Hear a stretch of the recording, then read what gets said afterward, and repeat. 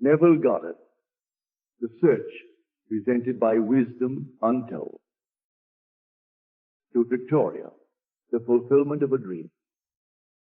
Once in an idle interval at sea, I meditated on the perfect state and wondered what I would be were I of too pure eyes to behold iniquity. If to me all things were pure, and were I without condemnation. As I became lost in this fiery brooding, I found myself lifted above the dark environment of the senses. So intense was the feeling. I felt myself a being of fire dwelling in a body of air. Voices as from a heavenly chorus, with the exaltation of those who had been conquerors in a conflict with death, were singing, "He is risen, He is risen." And intuitively, I knew they meant me. Then I seemed to be walking in the night. I soon came upon a scene that might have been the ancient pool of Bethesda. For in this place lay a great multitude of impotent folk, blind, halt, withered, waiting not for the moving of the water as of tradition, but waiting for me. As I came near, without thought or effort on my part they were, one after the other, molded as by the magician of the beautiful. Eyes, hands, feet, all missing members, were drawn from some invisible reservoir and molded in harmony with that perfection which I felt springing within me. When all were made perfect, the chorus exulted. It is finished. Then the scene dissolved, and I awoke. I know this vision was the result of my intense meditation upon the idea of perfection. For my meditations invariably bring about union with the state contemplated. I have been so completely absorbed within the idea that for a while I had become what I contemplated, and the high purpose with which I had for that moment identified myself drew the companionship of high things and fashion, the vision in harmony with my inner nature. The ideal with which we are united works by association of ideas to awaken 1,000 moods to create a drama in keeping with the central idea. I first discovered this close relationship of moods to vision when I was aged about 7. I became aware of a mysterious life quickening within me like a stormy ocean of frightening might. I always knew when I would be united with this hidden identity, for my senses were expectant on the nights of these visitations, and I knew beyond all doubt that before morning I would be alone with immensity. I so dreaded these visitations that I would lie awake until my eyes from sheer exhaustion closed. As my eyes closed in sleep, I was no longer solitary, but smitten through and through with another being. And yet I knew it to be myself. It seemed older than life, yet nearer to me than my boyhood. If I tell what I discovered on these nights, I do so not to impose my ideas on others, but that I may give hope to those who seek the law of life. I discovered that my expectant mood worked as a magnet to unite me with this greater me, while my fears made it appear as a stormy sea. As a boy, I conceived of this mysterious self as might, and in my union with it, I felt its majesty as a stormy sea which drenched me, then rolled and tossed me as a helpless wave. As a man, I conceived of it as love, and myself the son of it. And in my union with it, now what a love imposed me. It is a mirror to all. Whatever we conceive it as being, that it is to us. I believe it to be the center through which all the threads of the universe are drawn. Therefore, I have altered my values and changed my ideas so that they now depend upon and are in harmony with the sole cause of all that is. It is to me that changeless reality which fashions circumstances in harmony with our concepts of ourselves. My mystical experiences have convinced me that there is no way to bring about the outer perfection we seek other than by the transformation of ourselves. As soon as we succeed in transforming ourselves, the world will melt magically before our eyes and reshape itself in harmony with that which our transformation affirms. Two other visions I will tell because they bear out the truth of my assertion that we, by intensity of love and hate, become what we contemplate. Once, with closed eyes made radiant from brooding, I meditated on the eternal question, who am I? And felt myself gradually dissolve into a shoreless sea of vibrant light. Imagination passing beyond all fear of death. In this state, nothing existed but myself, a boundless ocean of liquid light. Never have I felt more intimate with being. How long this experience lasted, I do not know, but my return to earth was accompanied by a distinct feeling of crystallizing again into human shape.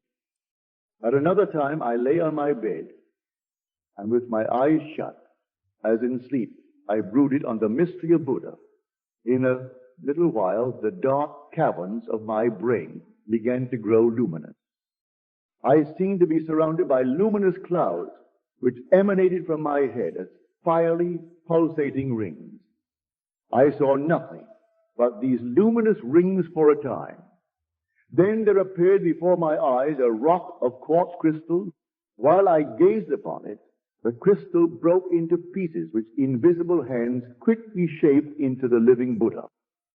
As I looked on this meditative figure, I saw that it was myself. I was the living Buddha whom I contemplated.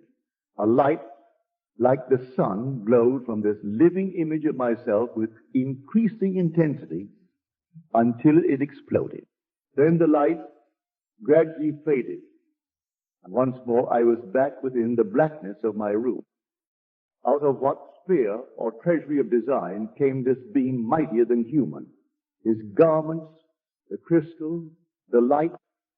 If I saw, heard, and moved in a world of real beings, when I seemed to myself to be walking in the night, when the lame, the halt, the blind were transformed in harmony with my inner nature, then I am justified in assuming that I have a more subtle body than the physical, a body that can be detached from the physical and used in other spheres. For to see, to hear, to move are functions of an organism, however ethereal. If I brood over the alternative, that my psychic experiences were self-begotten fantasy, no less am I moved to wonder at this mightier self who flashes on my mind a drama as real as those I experienced when I am fully awake. On these fiery meditations I have entered again and again, and I know beyond all doubt that both assumptions are true. Housed within this form of earth is a body attuned to a world of light, and I have, by intense meditation, lifted it as with a magnet through the skull of this dark house of flesh. The first time I awoke the fires within me, I thought my head would explode. There was intense vibration at the base of my skull, in sudden oblivion of all. Then I found myself clothed in a garment of light and attached by a silvery elastic cord to the slumbering body on the bed. So exalted were my feelings, I felt related to the stars. In this garment, I roamed spheres more familiar than earth, but found that, as on earth, conditions were molded in harmony with my nature. Self-begotten fantasies, I hear you say, no more so than the things of earth.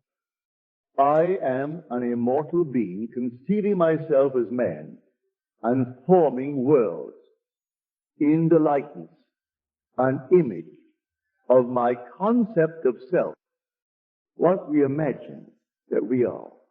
By our imagination, we have created this dream of life, and by our imagination, we will re-enter that eternal world of light, becoming that which we were before we imagined the world. In the divine economy, nothing is lost. We cannot lose anything save by descent from the sphere where the thing has its natural life. There is no transforming power in death. And whether we are here or there, we fashion the world that surrounds us by the intensity of our imagination and feeling, and we illuminate or darken our lives by the concepts we hold of ourselves.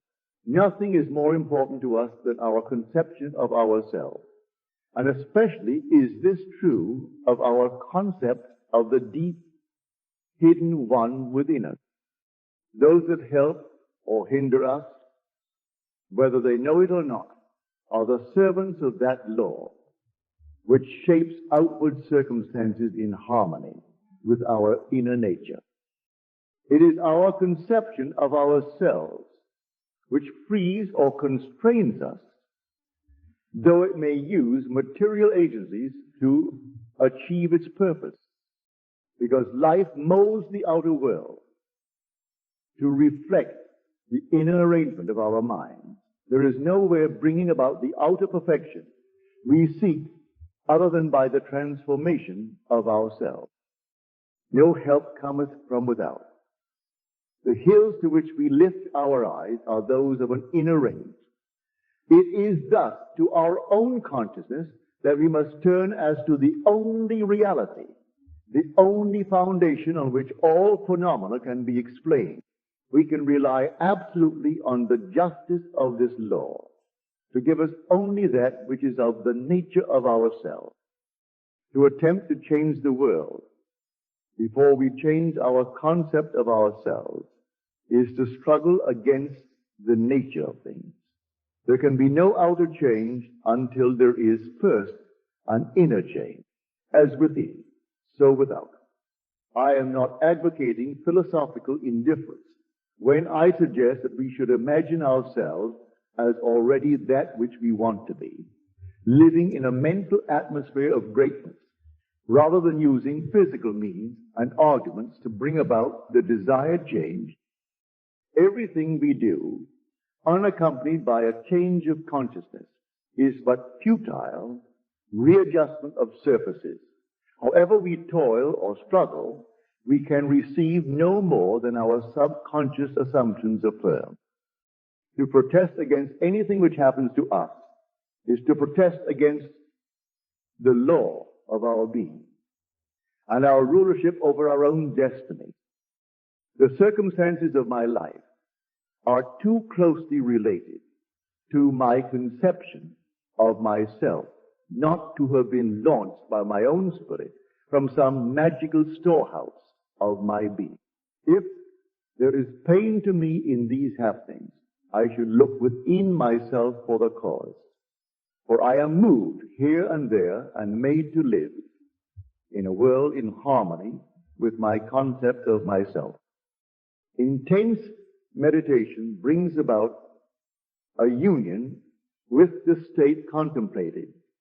And during this union, we see visions, have experiences, and behave in keeping with our change of consciousness.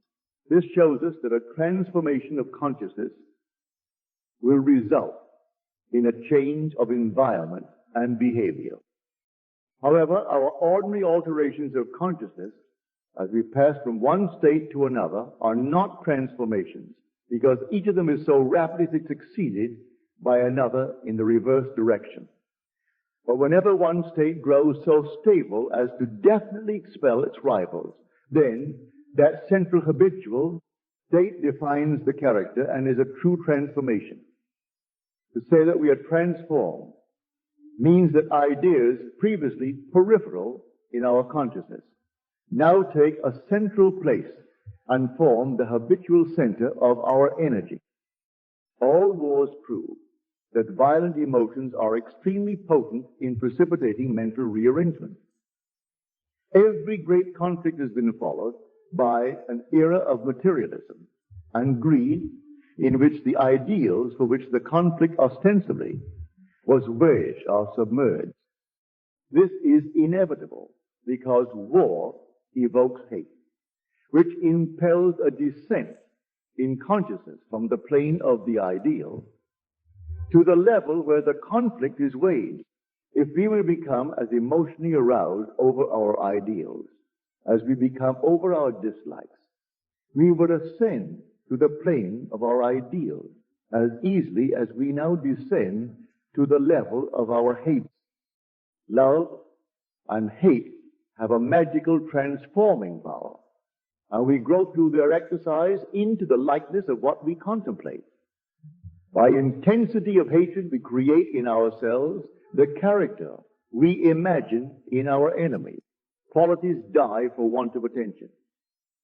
So the unlovely states might best be rubbed out by imagining beauty, or ashes and joy, for mourning, rather than by direct attacks on the state for which we would be free.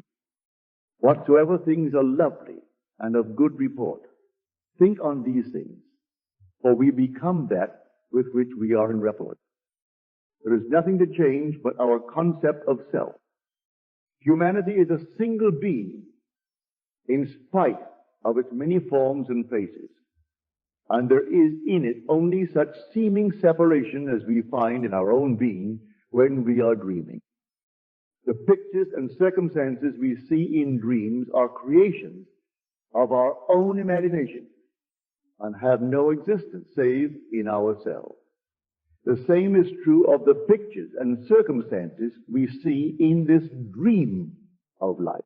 They reveal our concepts of ourselves.